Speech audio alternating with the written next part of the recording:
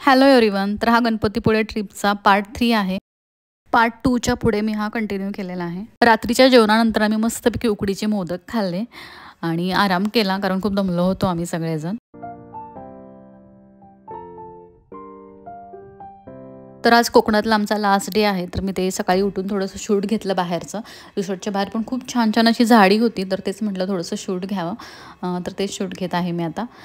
तर असं होतं पूर्णपणे हे सगळे रिसॉर्ट. मस्त वगैरे झाडी वगैरे त्यांनी लावलेली होती आणि आता मी निघतो आहे. आता आधी नाश्ता करून घेतो आणि मग निघतो पुढच्या प्रवासासाठी. तर आता नाश्ता वगैरे करून आम्ही पहिल्यांदा गणपतीच्या मंदिरात जाणार आहे. इथे गणपतीपुळेमधलंच ते मंदिर, तर तिथे आमचं जायचं राहिलं होतं, तर तिथेच आधी जाणार आहे. ते दर्शन वगैरे घेऊन नंतर मग पुढच्या प्रवासासाठी निघणार आहे. तर इथे आणखीन 2-3 स्पॉट आहेत आमचे राहिलेले, तर तेच आज बघून घेऊन मग कोल्हापूर मुक्काम असं जायचं आमचं ठरलेलं आहे.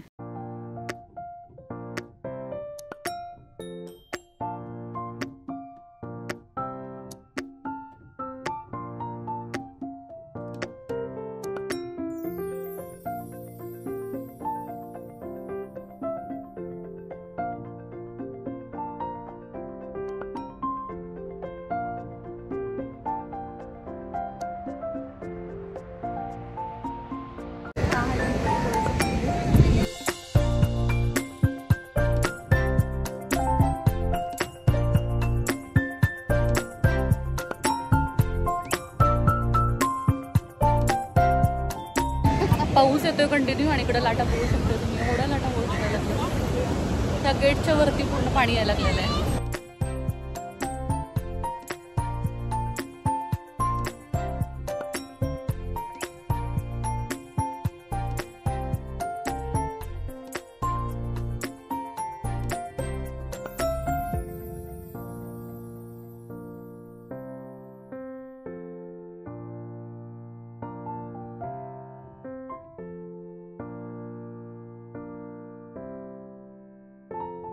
तर इथे गणपतीपुळेमध्येच 3 ते 4 किलोमीटरवरती प्राचीन कोकण म्हणून आहे. तर तेच बघण्यासाठी आम्ही इथे आलेलो आहोत. तर ते सोबत आपल्यासोबत ते गाईड पण देतात एक. तर आता ते गाईड वगैरे सगळी इथली माहिती वगैरे सांगतात. तर तेच आता पुढे तुम्ही व्हिडिओमध्ये बघून घ्या.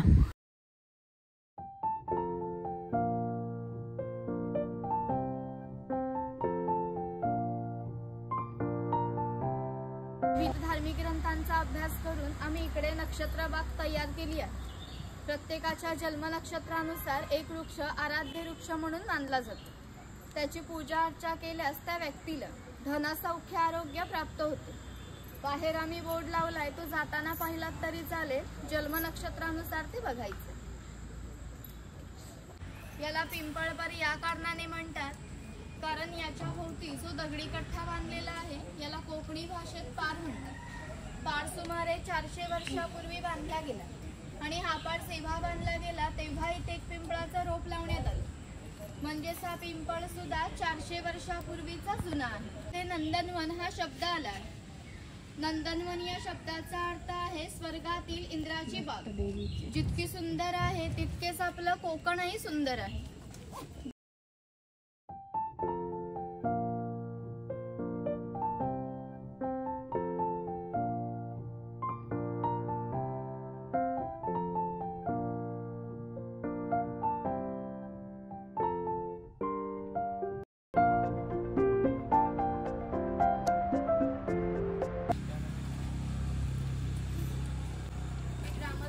मंदिर आहे. पूर्वी धार्मिक संस्था गाव नियंत्रित करत असे. गावातील सर्व गावकरी येथे एकत्र जमत असे. गावातील 2 व्यक्तींची भांडणे झाली तर संपूर्ण गाव येथे एकत्र येऊन गाव प्रमुख त्यांच्या समोर न्यायदान करीत असे. तुझ्या पायाशी दर्शन घ्यायला आलाय तर कोणाची ढोपरा दुखत असतील, कोणाला डायबिटीज झालेला असेल, कोणाची बायपास झालेली असेल, तर आता मी काय तुला सगळं सांगित राहत नाही, पण जी काय त्यांच्या मागे इडापिडा असेल, वाकडा तिकडा असेल तर सगळं दूर कर रे महाराजा. होय महाराजा. ह्यांच्यावर कोणी करणी केला नसेल, कोणी भुताटी केला नसेल, कोणी देव घातला नसेल, तर तू सीमेचा रखवाली हाय तर सगळं सीमेच्या बाहेर शिरसून टाक आणि तिथं आलेल्या कोणत्या वेगळ्याला धक्का लाव देऊ नको रे महाराजा. होय महाराजा.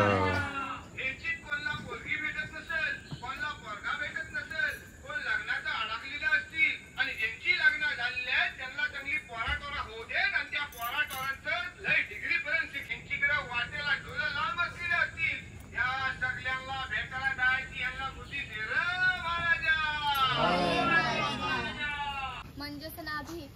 लोहार शर्माकार कासार हे लोकांना घरोघरी जाऊन सेवा पुरवत. त्या बदल्यात त्यांना पैसे नव्हे तर केवळ धान्य मिळेल. म्हणजेच एका नाभिकाला एका कुटुंबातील पुरुषाच्या घरोघरी जाऊन केस व दाढी करण्यासाठी वर्षभरासाठी 4 पाहिजे, म्हणजेच आत्ताचे 8 किलो धान्य मिळत असे. आमच्या नाभिकाविषयी आणखीन थोडं मजेशीर वर्णन आमच्या लोकसाहित्यामध्ये आढळतं. असं म्हणतात की गावातील प्रत्येक गोष्ट ही नाभिकाला माहीत असते आणि नाभिकाला माहीत असलेली प्रत्येक गोष्ट ही संपूर्ण गावभर होते. आता तुम्ही आलात, ही गोष्ट ज्या अर्थी नाभिकाला समजली त्या अर्थी ती आमच्या संपूर्ण गावाला समजली. आमचं संपूर्ण गाव तुमच्या स्वागतासाठी उत्सुक आहे. प्रथेप्रमाणे आपण आधी खोतांच्या घरी जाऊ, मगच गावात फेरफटका मारू. तिथे खेकडा दाखवला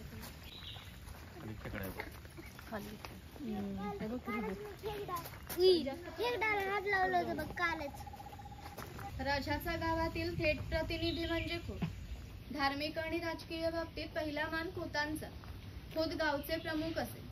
गावात न्यायदान करणे, महसूल गोळा करणे ही कामे खोतांची असत. खोत लोक जमीनदार असे. सर्वसामान्यपणे सुखवस्तू असे. ही खोतांची बायको आहे. कोकणी स्त्री या सुंदर होत्या आणि शूरही होती, परंतु त्यांना स्वातंत्र्य नव्हते. माझघराचा उंबरठा ही त्यांच्यासाठी मर्यादा होती. खोतांची 2 मुले आहेत. ती आपला परंपरागत खेळ सोंगट्या खेळत आहेत. त्यावर बसले आहेत त्याला ओटी असे म्हणतात. गावातील मान्यवर लोक ओटीवर बसत असत. समोर आहे ती पडवी. सर्वसामान्यांनी पडवीला बसायची. खोतांच्या डाव्या बाजूला हे स्वयंपाकघर.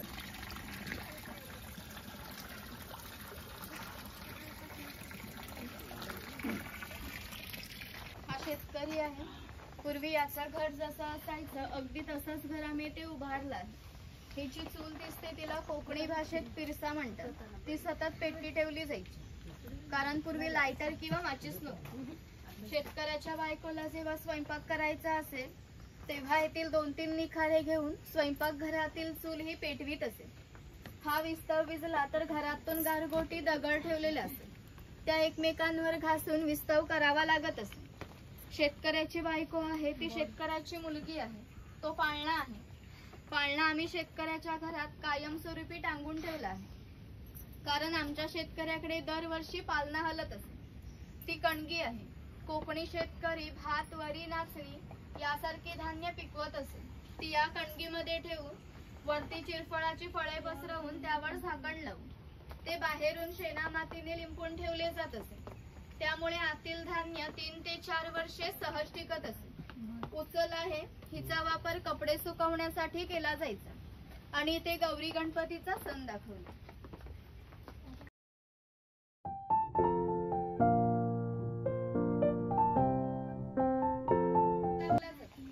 तो पाला आतील माडी शोषून घेतो व थेंब थेंब गळणारी माडी हे मडके वरचीवर लावून त्यामध्ये साठवली जाते. माडी काढण्याचा व्यवसाय आजही भंडारी समाज करत आहे. गिन्यांना जगभर मागणी होती. भारतीय व्यापाराने जगाशी व्यापार केला. या बंदरांमधून निर्यात होणाऱ्या वस्तूंमध्ये हस्तकौशल्याच्या वस्तू, तलम कापड, शंख, शिंपले, दागिने इत्यादी वस्तूंची निर्यात हा वाणी करत असे. त्याच्या बदल्यात संपूर्ण जगातून भारतात सोनं येत असे. म्हणजेच भारताने जे सुवर्ण युग अनुभवले याची प्रवेशद्वारे कोकणची बंदरे होती. सावंतवाडीतील लोकांचे लाकडावरील कोरीव काम हे जगप्रसिद्ध आहे. त्यांच्या काही हस्तकौशल्याच्या वस्तू तुम्हाला आमच्या हस्तकला विक्री केंद्रात पाहायला मिळतील.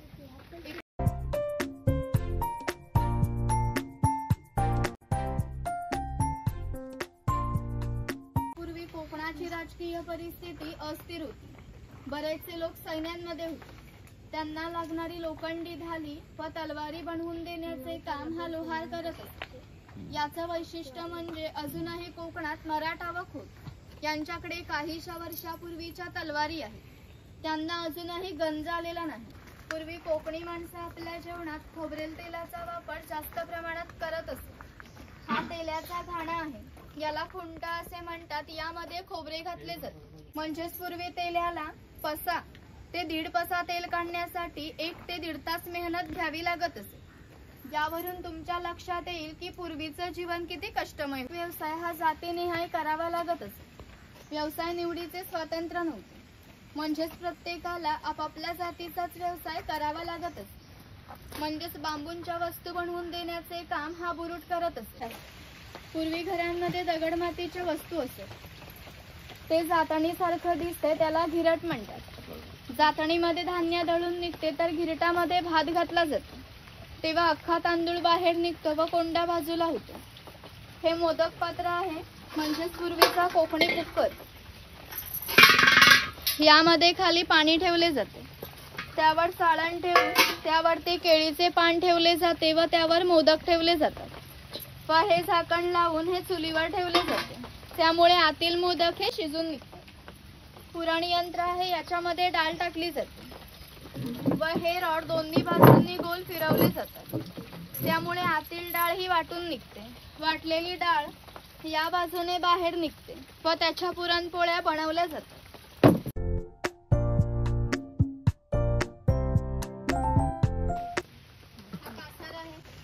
मघाशी सांगितल्याप्रमाणे 12 बलुतेदार हे लोकांच्या घरोघरी जाऊन सेवा पुरवत. त्याप्रमाणे हा कासर या मुलीच्या घरी आला आहे. हे या मुलीचे घर आहे. पूर्वी कोकणातील मुलींची लग्ने वयाच्या 8व्या किंवा 10व्या वर्षी होत असत. तोपर्यंत हा कासर या मुलींना बांगड्या भरण्याचा कोणताही मोबदला घेत नसे. जेव्हा या मुलीचं लग्न होईल तेव्हा या मुलीचे वडील या कासाराला एक सोन्याचा दागिना देत असत. या व्यतिरिक्त कोणताही मोबदला या लोकांना मिळत नसे. म्हणजेच हा कासार या मुलीला 8 ते 10 वर्ष फ्री मध्ये बांगड्या भरायचा.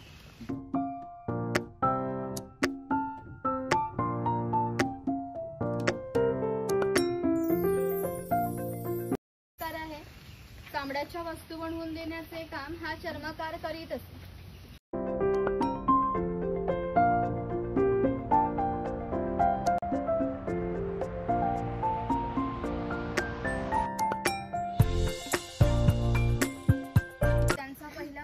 देखील 10 ते 12 किलोमीटर अंतरावर असते. हे लोक जेव्हा गावात येत असत तेव्हा त्यांच्या पायात चामड्यांच्या वाहना, खांद्यावर फाटकी घोंगडी आणि हातात घुंगरांची काठी अशा वेशभूषेत येत असत.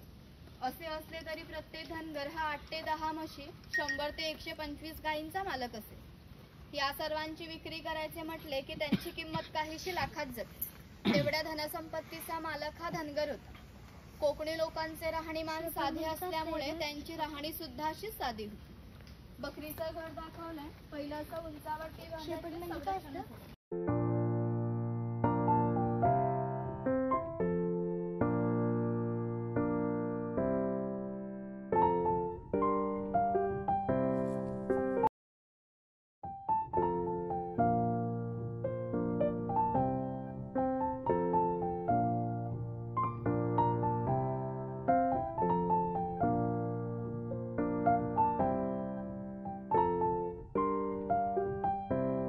किल्ला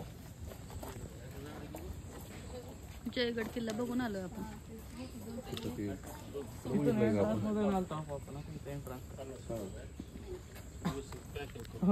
त्याच्यावर गेलतो आपण इथं. कसं असतं तटबंदी आपल्या घराला कंपाऊंड कसं असतं. अच्छा.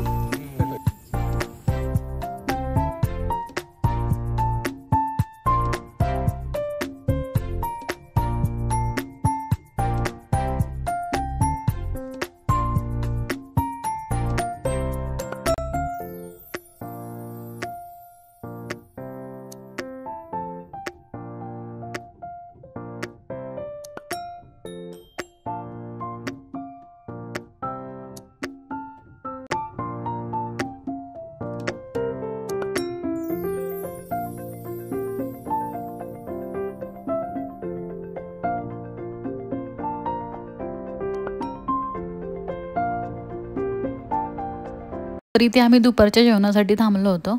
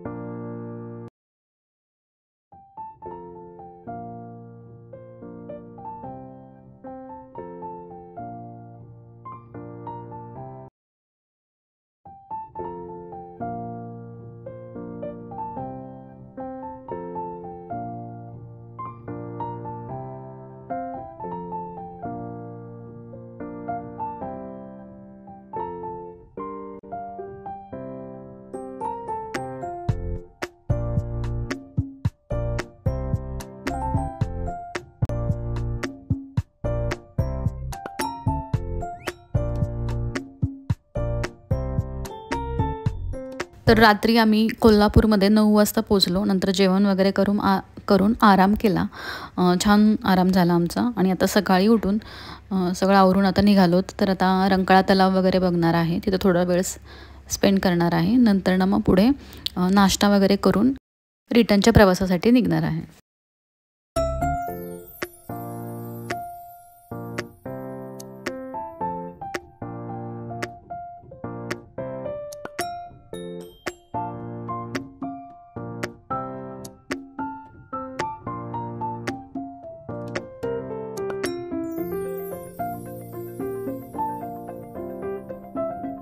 आमचा ट्रिपचा लास्ट डे आहे. तिथं आलो होतो आम्ही कोल्हापूरमध्ये. तर रंकाळा तलाव ह्या आता रिटर्नच्या प्रवासाला निघालेलो आहे आम्ही. लास्ट भेट ही रंकाळा तलावला होती.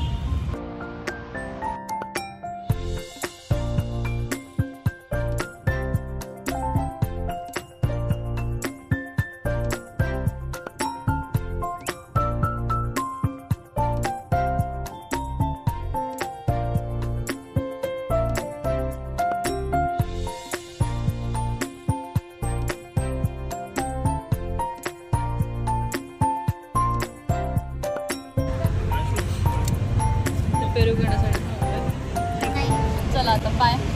ट्रिपचा एंड आमचा DMart झालेला आहे. तर आम्ही आता सोलापूरमध्ये पोचलो. तर DMartच्या बाहेरच उभं आहे सोलापूरच्या. तर इथे त्यांना थोडंसं फार सामान पण घ्यायचं होतं. तर आता इथून तृप्ती, आत्तू, मामा, दाजी हे सगळे माडाला जाणार आहेत आणि आम्ही इथून लातूरला निघालोत. आम्ही यथार्थला घेऊन निघालो. तर इथे लातूरच्या जवळ आल्यानंतर आम्ही जेवण केलं.